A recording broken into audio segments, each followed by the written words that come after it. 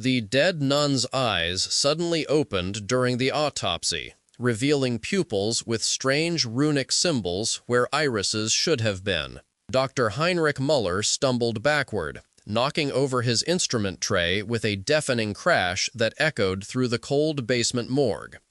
This was impossible. Sister Agnes had been officially pronounced dead 48 hours earlier after being found in her convent cell, her body already showing clear signs of rigor mortis and initial decomposition. Yet here she was, eyes wide open, staring at the ceiling with those impossible markings etched into her eyes. The incident occurred on December 7, 1945, in a small Bavarian town called Altetting, just 7 months after Germany's surrender in World War II.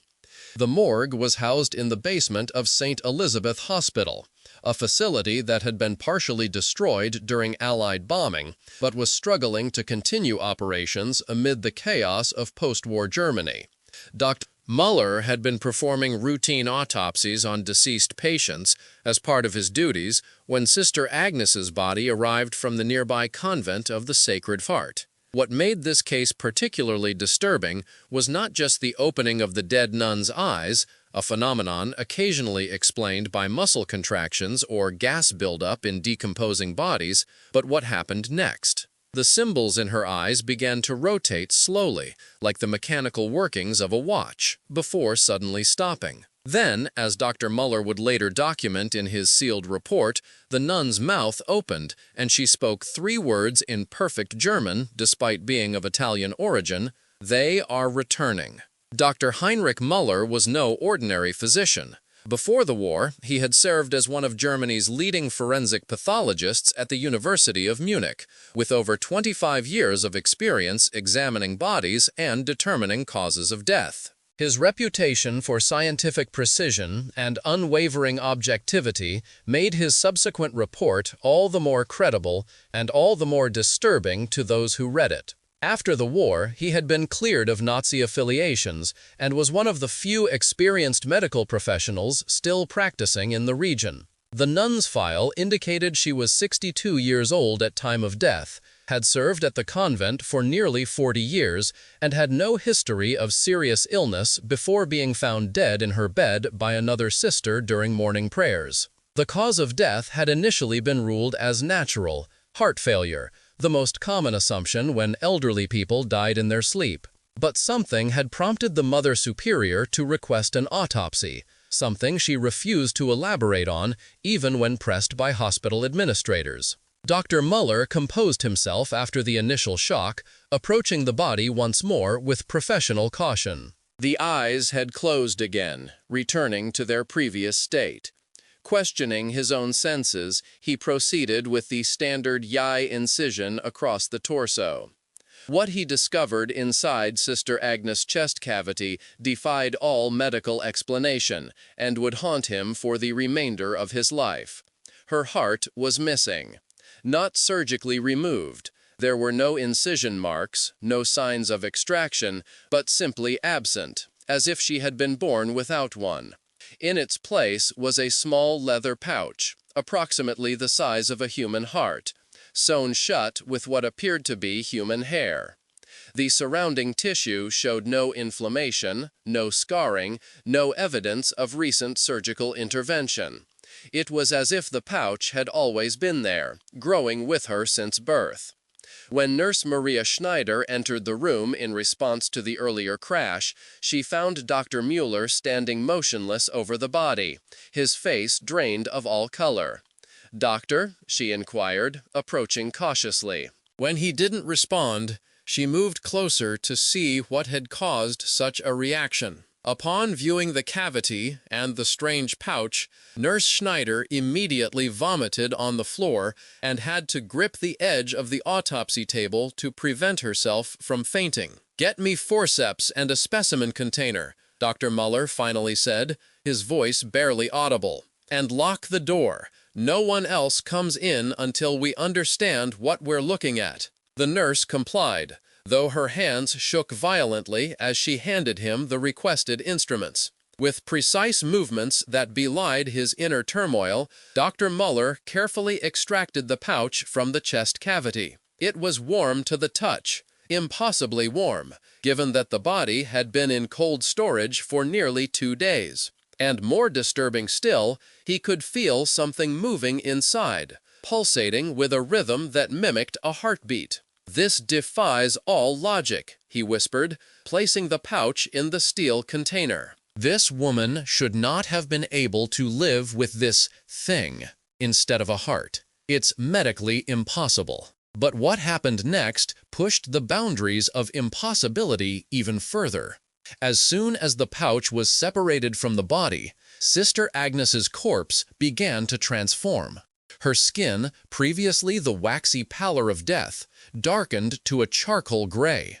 Veins became visible beneath the surface, but instead of appearing blue or purple as they normally would, they glowed with a faint amber light that pulsed in sync with the movements inside the pouch. Nurse Schneider screamed and backed against the wall. "Mother of God, protect us," she prayed, making the sign of the cross repeatedly. Dr. Muller, despite his scientific background and general skepticism toward religious matters, found himself unable to explain what he was witnessing in rational terms. He quickly placed the container with the pouch into a locked cabinet and returned to the body, which had now stopped transforming but remained in its altered state. It was then that he noticed something on the nun's shoulder, a mark that had been hidden by her habit and that he had missed during his initial examination. Pulling back the remaining skin, he revealed what appeared to be a tattoo, a small but unmistakable symbol that made his blood run cold. It was the double lightning bolt insignia of the Nazi SS. The discovery was incomprehensible. Sister Agnes had been a nun for 4 decades, well before the rise of National Socialism. Moreover, the SS did not recruit women, and certainly not Italian nuns in their 60s. Yet there it was, branded into her skin as clearly as if it had been applied yesterday. And surrounding the mark was a circle of tiny characters in a script Dr. Muller did not recognize.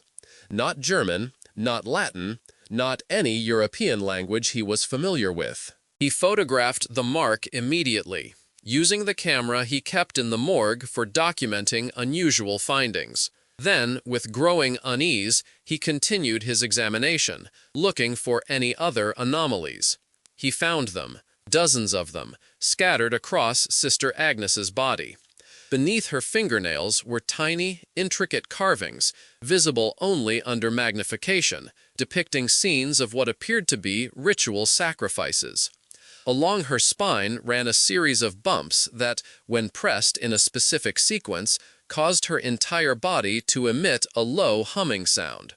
Most disturbing of all, when Dr. Muller examined her brain, he discovered a small metallic object embedded in the cerebellum, a device of some kind with components he couldn't identify, that appeared to have been there for decades without causing tissue damage or rejection. By now, Nurse Schneider had collapsed into a chair in the corner, mumbling prayers continuously.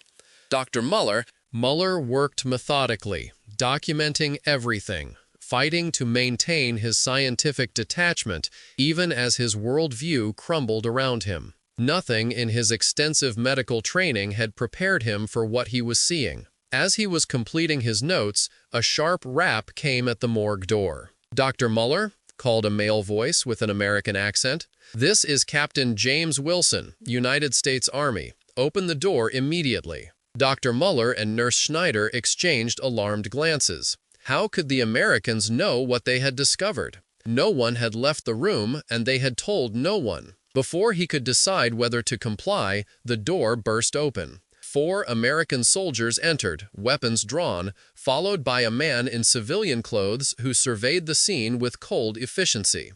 His eyes moved from the transformed body on the table to the locked cabinet where the pouch had been stored, then to Dr. Muller's notes and the camera. "I am Dr. Richard Porter, Special Scientific Division," the civilians said, showing identification that Muller couldn't properly examine before it was whisked away. This autopsy is now under the jurisdiction of the Allied Occupation Forces. All of your notes, photographs, and specimens are hereby confiscated. You will speak of this to no one. Dr. Muller stood his ground. On what authority do you interrupt a medical procedure? This woman died of unnatural causes. There are serious anomalies that need to be. Doctor, Porter interrupted, his voice dropping to a whisper as he stepped closer. This is the fourth such body we've found in the past month. If you value your life and the lives of everyone in this hospital, you will give us what we need and forget what you've seen. The soldiers moved with practiced efficiency, collecting everything related to Sister Agnes, the notes, the camera, and the locked cabinet with the pouch. Two of them covered her transformed body and transferred it to a special container they had brought with them. Within minutes, all evidence that she had ever been in the morgue was gone. As they prepared to leave, Porter turned back to Dr. Mueller and Nurse Schneider. You'll both need to come with us for debriefing. It's standard procedure. Nurse Schneider began to weep quietly. Dr. Mueller placed a comforting hand on her shoulder before addressing Porter. Will we be allowed to return afterward? Porter's expression revealed nothing. That depends entirely on your cooperation. They were taken to a facility outside Munich that had once been an SS research installation and was now repurposed by the Allies. For 3 days, they were questioned repeatedly about what they had seen, what they had touched, and whether they had experienced any unusual symptoms since the autopsy. Blood was drawn, psychological evaluations were conducted, and they were subjected to what Porter called precautionary decontamination procedures, painful processes that left them both weak and disoriented. On the 4th day, they were separated. Nurse Schneider was released first, with strict orders never to speak of what had happened and a cover story about assisting with an autopsy of a tuberculosis victim to explain her absence. Dr. Mueller, however, was kept for 2 more days. During this time, he was introduced to a group of individuals who identified themselves only by numbers, not names. They showed him files, dozens of them, containing photographs and reports of other cases identical to Sister Agnes's. Bodies with missing organs replaced by strange objects, inexplicable technological components embedded in brain tissue, ancient symbols carved into bone, and always, somewhere on the body, the SS insignia surrounded by those same unidentifiable characters. What you've stumbled upon, Doctor, said the man identified only as 7, is evidence of something that began before the war and continued in secret even as Germany was losing. Operation Black Sun, a program so classified that even most high-ranking Nazi officials were unaware of its existence. According to the files, Heinrich Himmler had established a secret division within the SS, comprised of scientists, occultists, and medical doctors who believed they could harness supernatural forces through a combination of ancient rituals and modern technology. They had conducted experiments on thousands of victims, not just Jews and other persecuted groups in concentration camps, but also individuals specifically selected for certain genetic traits or historical lineages. Sister Agnes was not born Sister Agnes, 7 explained. Before she took her vows in 1905, she was Agnese Calderoni, daughter of an Italian archaeologist who discovered something during an excavation near Naples in 1883, something the SS was still looking for 60 years later. The files suggested that the elder Calderoni had unearthed artifacts of inexplicable origin, objects that appeared to be millions of years old, yet contained technology far beyond even modern capabilities. He had hidden them, distributed them among trusted colleagues, and created a network of guardians to keep them from falling into the wrong hands. His daughter had entered the convent specifically to hide one such artifact, apparently the device that had been found in her cerebellum. But the SS found her anyway, Seven continued, not during the war, but after, in those chaotic days following Germany's surrender, when much of the country was in ruins and record-keeping was spotty at best. They didn't just kill her. They transformed her, using her body as a vessel for something they were trying to bring into our world. Dr. Muller struggled to process what he was hearing. "This sounds like the ravings of madmen," he said finally. "Secret Nazi occult programs? Supernatural forces? Ancient technology? I'm a man of science, and what you're describing belongs in a penny dreadful, not a serious intelligence briefing." Seven smiled thinly. "Your skepticism is noted, Doctor,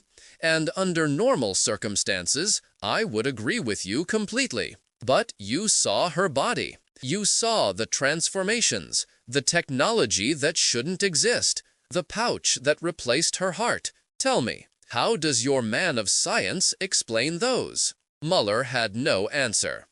"There's something else you should know," Seven added after a pause. "Sister Agnes isn't the only one. We believe there are dozens, possibly hundreds of these vessels still out there. Individuals who appear completely normal until something triggers the transformation. The SS insignia is always the last thing to appear, a sign that the process is complete." "Complete for what purpose?" Muller asked, though he wasn't certain he wanted to know the answer. Seven's expression darkened. "We're not entirely sure, but based on documents recovered from various SS installations, we believe they were creating human conduits, doorways through which something else could enter our world, something they intended to control but almost certainly couldn't have." The implications were too terrible to contemplate. If what Seven was saying was true, then scattered throughout Europe, perhaps throughout the world, were walking time bombs in human form, people who might at any moment transform into something else entirely, something not human, something that had been waiting to cross over. "You said the nun spoke before you removed the pouch," Seven prompted. "What were her exact words again?" "They are returning," Muller repeated quietly. "Yes," Seven nodded. "That's consistent with the others. Always the same message, though sometimes in different languages. The question we're trying to answer is, who are they, and what happens when they fully return?" Before Dr. Muller could be told anything more, an alarm sounded throughout the facility. Seven immediately rose to his feet, his hand moving to a weapon concealed beneath his jacket. "Stay here," he ordered, locking Muller in the room before hurrying away. Through the door, Muller could hear shouting, running footsteps, and then, most chillingly, a sound identical to the humming that had emanated from Sister Agnes's body when he pressed those specific points along her spine. Only now it was much louder, seeming to come from multiple sources simultaneously. For nearly an hour, chaos reigned outside the locked room. Gunfire erupted sporadically. People screamed. And underneath it all, that constant, maddening hum continued to grow in intensity until Muller had to cover his ears to block out the pain it caused. Then, as suddenly as it had begun, everything went silent. Muller waited, his heart pounding, sweat soaking through his shirt despite the room's chill. After what seemed like an eternity, the door opened. It was Porter, though he looked drastically different from their last encounter. His clothing was torn and bloodied, his face lacerated by what appeared to be claw marks, and his left arm hung uselessly at his side. "We're evacuating," he said, his voice hoarse. "They've broken containment. 3 of the specimens we were studying activated simultaneously." "What does that mean?" Muller demanded. "What's happening?" Porter laughed, a broken, hysterical sound with no humor in it. "It means, Doctor, that Operation Black Sun was more successful than even its creators could have imagined. It means that whatever is coming through is nearly here, and we have no way to stop it. As Porter led him through the facility toward an exit, Muller saw the aftermath of what could only be described as a massacre. Bodies lay strewn across hallways and offices, many torn apart in ways that no human weapon could achieve. Walls were marked with strange symbols drawn in blood, the same unidentifiable script that had surrounded the SS insignia on Sister Agnes's shoulder. Most disturbing of all were the bodies that didn't quite look human anymore. Staff members whose features had begun to transform into something else, something with too many angles and proportions that hurt the eye to look upon. Several had the SS insignia visible on exposed skin, seemingly burned into place from within. They reached a vehicle bay where other survivors were being loaded into military trucks. As Muller climbed aboard one, he turned to Porter, who remained on the ground. "Aren't you coming?" he asked. Porter shook his head. "Someone has to stay behind to destroy everything. We can't risk any of this getting out." He pressed a sealed envelope into Muller's hand. "If I don't make it, when I don't make it, get this to the address inside. They'll know what to do." Before Muller could protest, the truck's engine roared to life, and they pulled away. Through the back flap, he watched Porter return to the facility, a determined set to his shoulders. They had traveled less than a mile when the night sky behind them lit up with a massive explosion. The facility had been destroyed, taking with it whatever specimens had activated, and Porter himself. The survivors were taken to a secure Allied installation near Frankfurt, where they were separated, debriefed again, and eventually released under strict confidentiality agreements. Dr. Muller was allowed to return to his position at St. Elizabeth Hospital, though an American assistant was assigned to work with him, clearly to monitor his activities and ensure his silence. The official report on Sister Agnes stated that she had died of tuberculosis and that her body had been cremated according to health protocols for infectious diseases. No mention was made of the autopsy or the subsequent investigation. Nurse Schneider was transferred to another hospital hundreds of miles away, and Dr. Muller never saw her again. As for the envelope Porter had given him, Muller kept it hidden for weeks, torn between his duty to deliver it as promised and his desire to distance himself from the horrors he had witnessed. Finally, unable to bear the weight of indecision any longer, he opened it. Inside was a single sheet of paper containing a name and address in Argentina, along with a brief message. "If you're reading this, I've failed. The specimens we contained were only the beginning. They are coming, and we need every ally we can find." The woman at this address was Himmler's personal occultist. She defected before the end, taking crucial research with her. Find her. Learn what she knows. Prepare. Dr. Muller burned the paper after memorizing its contents. For months, he tried to forget, to convince himself that what he had seen and heard was some kind of mass delusion brought on by stress and trauma from the war. But at night, in his dreams, he kept returning to that morgue basement, to Sister Agnes's eyes opening to reveal those impossible symbols, to her 3 words that now haunted his every waking moment.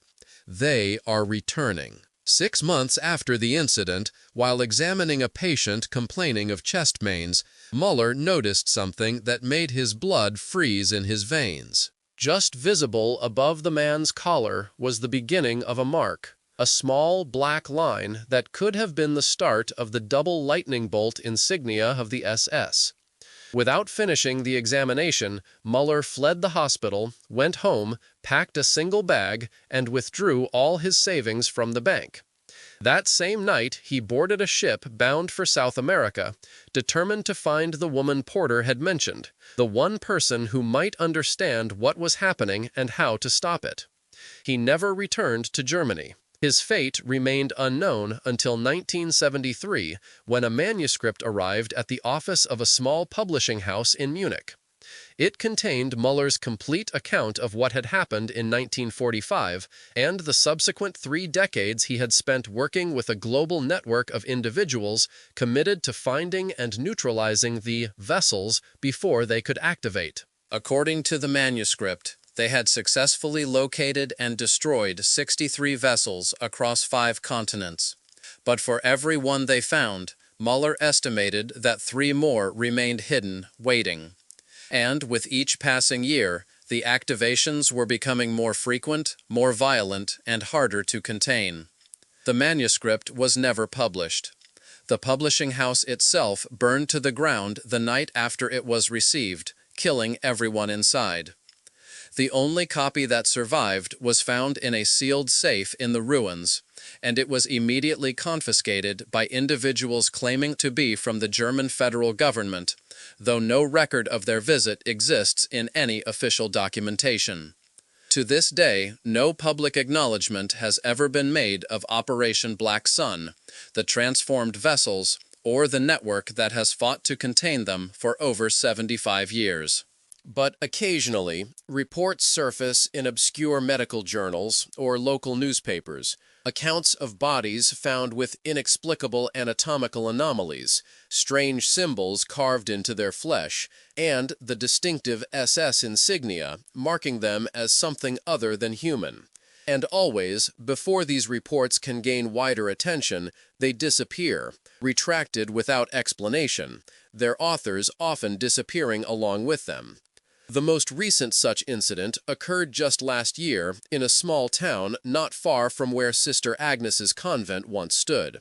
A local doctor, performing a routine physical on an elderly patient, discovered what he described as a mechanical component of unknown origin embedded in the patient's brainstem.